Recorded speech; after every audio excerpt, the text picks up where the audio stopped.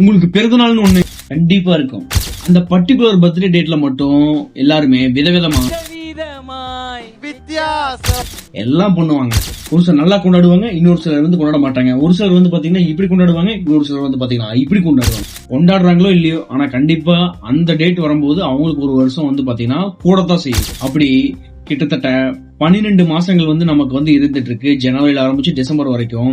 அதுல ஒவ்வொரு மாசத்துலயும் வந்து பாத்தீங்கன்னா எத்தனை பேர் வந்து பிறந்தநாள் கொண்டாடுறாங்க அப்படின்னு சொல்லி நாம ஒரு ரிப்போர்ட்டை வச்சு பார்ப்போம். சோ ஜனவரி மாசத்துல மட்டும் வந்து பாத்தீங்கன்னா கிட்டத்தட்ட ஒரு நாளைக்கு 3,92,000 பேர் வந்து பிறந்தநாள் கொண்டாடுறதா வந்து ஒரு கணக்கு இருக்குது.